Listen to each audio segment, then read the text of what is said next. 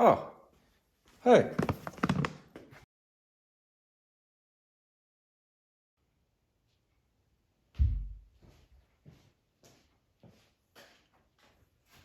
Hey guys, so in this video I'm going to show you how to make this, which is an upper cabinet carcass. On this video, part one, we'll just be making the carcass, which will include making the outer box of the cabinet and the face frame. In part two, I'll cover making the doors and mounting them with the hardware. This cabinet is made out of, this is a 3/4 inch red oak veneered plywood. I had like a sheet and a half of that stuff laying over, left over from another project. So I'm using that. And then I also have quite a bit of red oak left over from a number of years ago as well that I'm using to make the face frame. So this is all pretty much just leftover material from other projects. Everything's super expensive anymore though.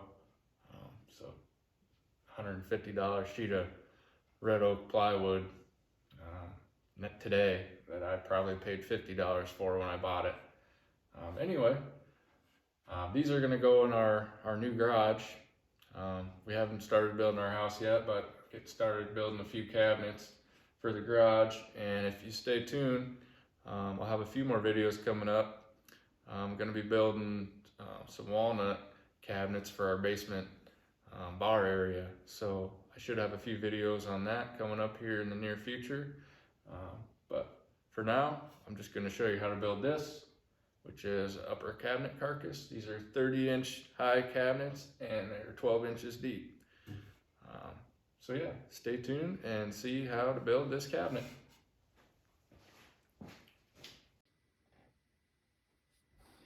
So I'll begin by ripping down a sheet of plywood with the circular saw. I'll just get the rough dimensions to begin with. Once I get these ripped down with the circular saw, I'll actually cut them down to their exact dimensions on the table saw. You could also use a track saw for this if you have one. I do not own one, so I just set myself up a straight edge and cut away with my circular saw. I'm using this is a M18 7¼ inch Milwaukee fuel circular saw. I absolutely love this thing. I have a video on it that I did. You can look at that. Check that out as well if you're interested. Here I'm just marking down the location, crosscut. I did not have my crosscut sled finished yet at this point in time, so I'm using my trusty old extended miter gauge. It gets pretty accurate results, but it's definitely not as good as using a crosscut sled.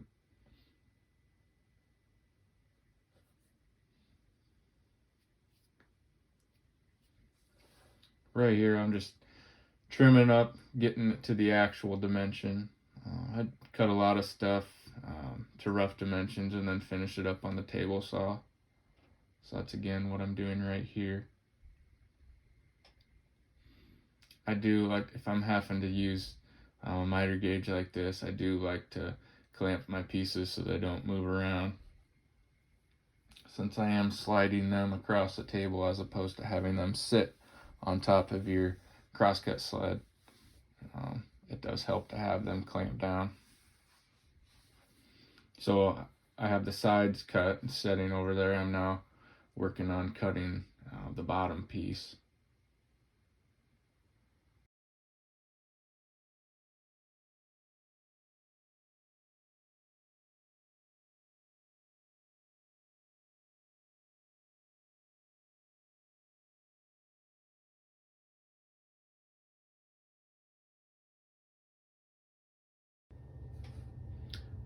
So right here, I'm using setup blocks. These I purchased on Amazon.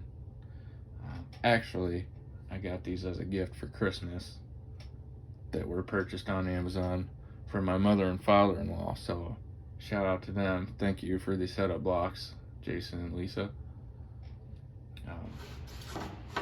Right there, I'm using a piece of the 3/4 plywood to get the correct distance that my dado for the back panel needs to set in from the back. So that's why I just used a piece of that 3/4 ply to get my distance to the blade.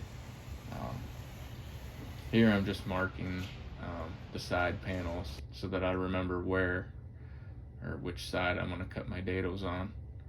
This is the first pass. I did not put in a dado stack, so this is just a regular blade, 1/8 of an inch per pass. So I'm going to cut my first pass here on the first side, and then I'll run the second piece through on its first pass as well, and then I'll adjust my fence. So right here I adjusted the fence, and I'm just checking on a scrap piece, and I'll take that scrap over and test the fit before I go ahead and actually rip my true sides. So as you can see, I had that to where it needed to be, and now I'm going to make my second pass through the blade, taking off the remainder, approximately 1/8 of an inch,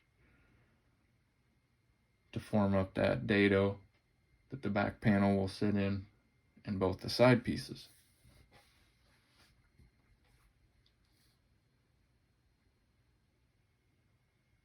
So here you can see now that I obviously have the top and bottom pieces as well. So I've run all 4 of my pieces through and got that 1/4 inch dado ripped in them. Now I'm marking out where my dado will go for the bottom 3/4 inch piece of plywood, the actual base of the cabinet to sit. Now again, using the setup block, I'm also cutting a 1/4 inch deep dado to receive the bottom pieces into the sides. Bottom piece. I have to make quite a few passes when you're only using a regular blade as opposed to a dado stack. It gets a little monotonous. This is also not the safest way of doing things here, running those long pieces against the fence like that. I guess I wouldn't recommend that, but I did do that here.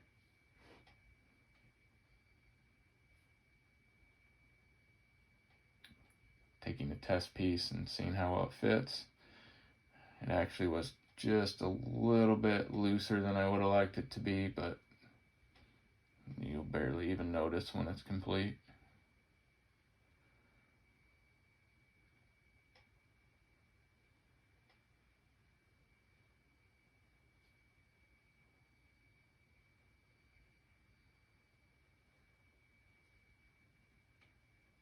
Now, since I wasn't using a true dado stack or a blade that had a kerf that cut straight across, I did have a little bit of a groove left in the bottom of my dado, and so here I'm just kind of getting that out.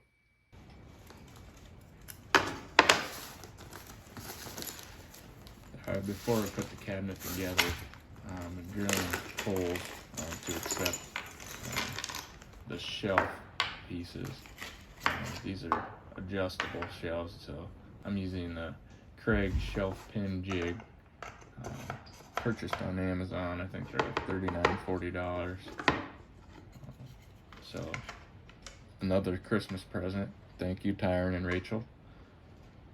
So here I'm drilling the first couple holes. You can see I have a spacer block that I place at the bottom so I can ensure that I get both sides at the exact same locations straight across from one another. So you drill your first set of holes, and then there's a little pin that you place through there that holds your reference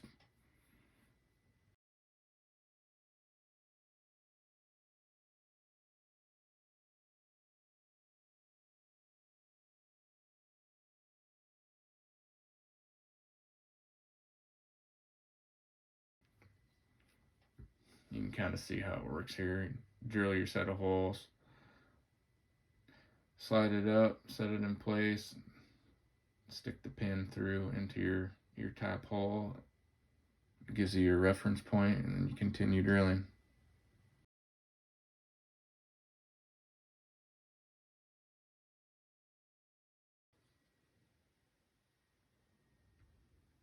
So this jig does have a reversible, like a guide piece, depending on how far in you need your pins to set. So as you can see there, I was using it on the short side. Now I'm going to transfer it over to the other side, which will allow me to set the pins in farther. This gives me enough space to get the pins past my back dado. So I'll use this on the back, and then when I'm doing the fronts, I'll do the narrow side.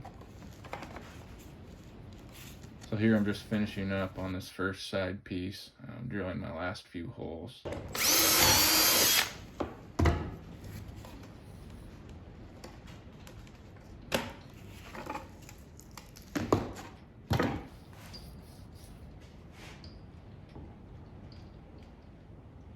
Alright, now I'm ready for glue up. Gluing the dado in the bottom of one of the side pieces here.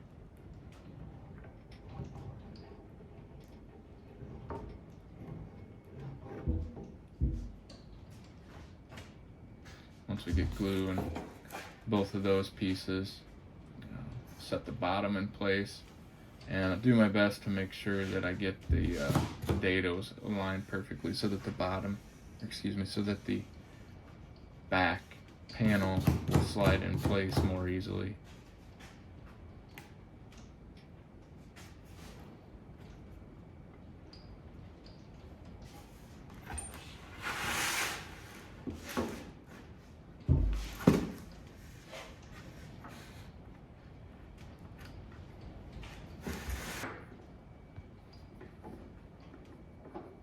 Once I have everything lined up, I'm just clamping it into place.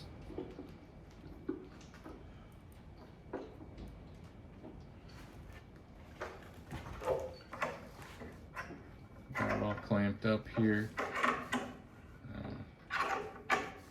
I actually let this set up overnight and continued working the following day. Now here I'm actually working on, this is the top piece, and since you will not see the top part of the cabinet, I'm using the Kreg jig here, pocket hole jig, to drill some pocket holes in the top piece of the cabinet. I'm actually going to use those pocket holes to attach the top piece into the sides. So I'm grabbing a sheet of 1/4 inch material here that's going to be for the back. I'm going to measure it and cut it to rough dimension, and again I'll finish this up on the table saw just as I did the 3/4 inch ply for the sides and bottom.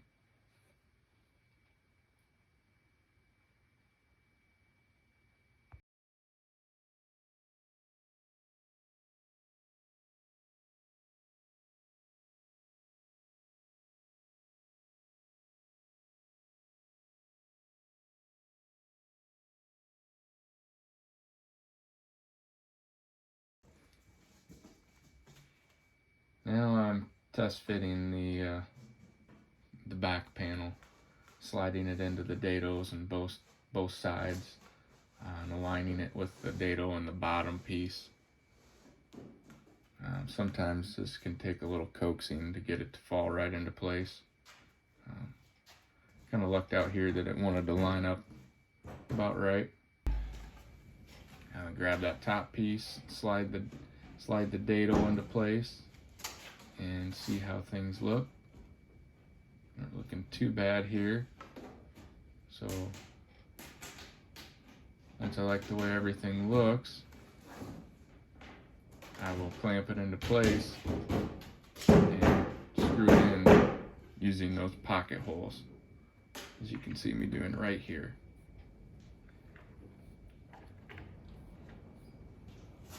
These are the coarse 1 1/4" pocket hole screws.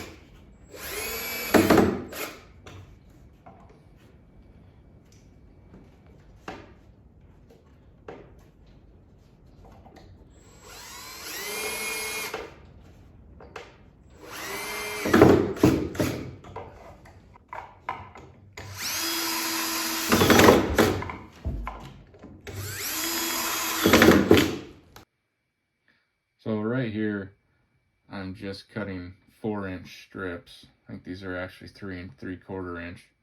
These are just getting used as the nailers that go on the back side of the cabinet. You'll never actually see these because they'll be hidden by the back panel. I'm cutting 2 of them, one that I'll put on the top and then one that I'll put part way down as a second nailer. You could also cut a bevel on these and make yourself a French cleat if you wanted to get fancy for hanging these. I just plan on screwing these to the wall, so I'm not cutting myself a French cleat. So I'm going to attach these with pocket holes as well. So I'm drilling myself some pocket holes in the sides of both of these. As you can tell, I have a fair amount of dust flying around through the air.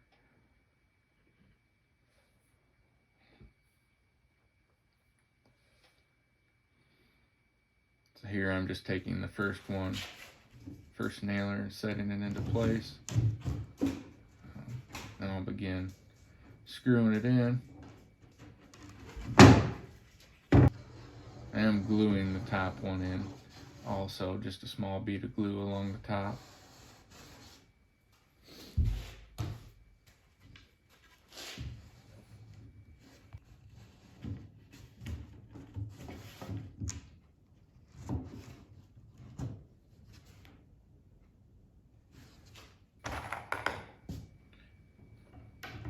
As you can see, my 4-legged helper, also known as the wood chipper, decided to come join me.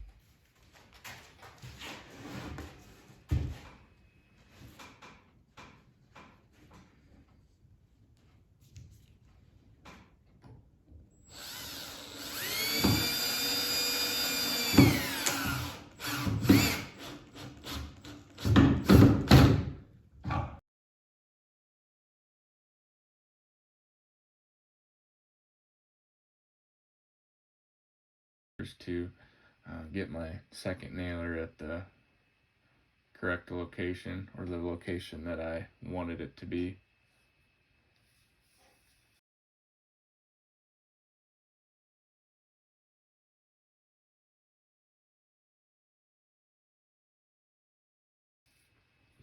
I'm just finishing up countersinking a couple holes, drilling a couple holes here to attach the top piece into that actual nailer. That nailer was sticking out a little bit farther, so I just used a clamp to suck it in. I'll drill the hole and drive a couple screws and be good to go.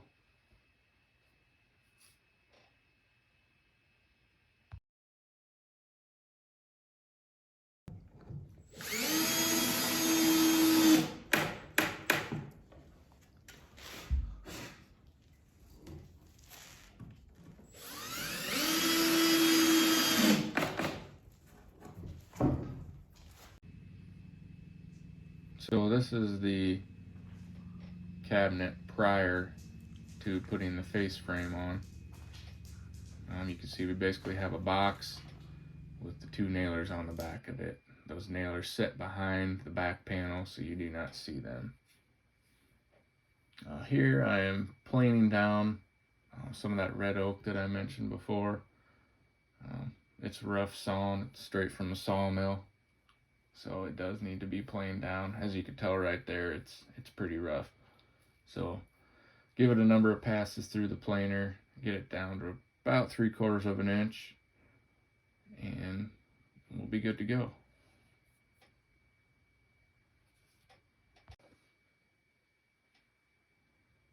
It's getting one side straightened out prior to ripping them down on the table saw.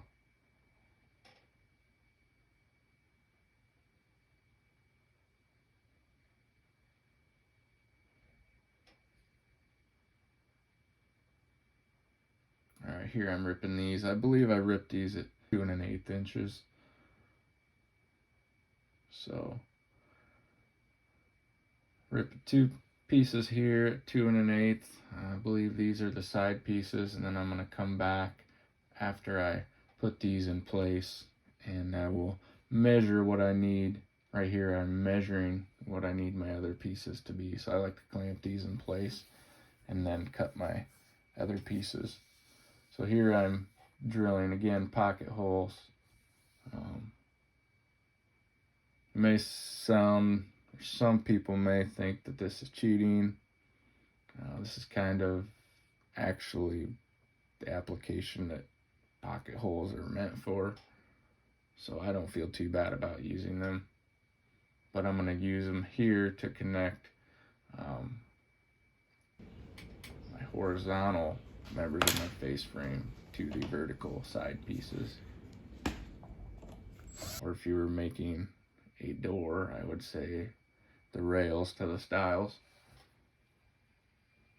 Screwing them into place here, and then I apologize here, but my camera turned off, so I don't have any footage of me finishing this up or actually attaching the face frame. I've got myself gluing it up right here, and then like magic, it's already attached. So I just used my little Milwaukee trim router, which I love that thing. I've hardly ever whipped out my actual router table unless I absolutely need to. This thing's pretty convenient. It's on my Milwaukee platform, so I swap the battery in there and away I go. But I'm just putting a little round over on these edges here. Make my way all the way around. I'll do the inside as well. It's just, I think I have a 1/4 inch round over bit in there. I'm not even putting a full 1/4 inch on it, just enough to take the edges off. Finishing up face frame here by doing a little bit of sanding, the random orbital sander. I did touch up a little bit, hit some of the corners, inside corners by hand, and when I was done with that, I was basically ready to move on to door construction. So if you stay tuned for part 2, I'll show the door construction and attaching them with the hardware. As you can see here, this is the finished cabinet carcass. So thanks for watching. Stay tuned for more videos.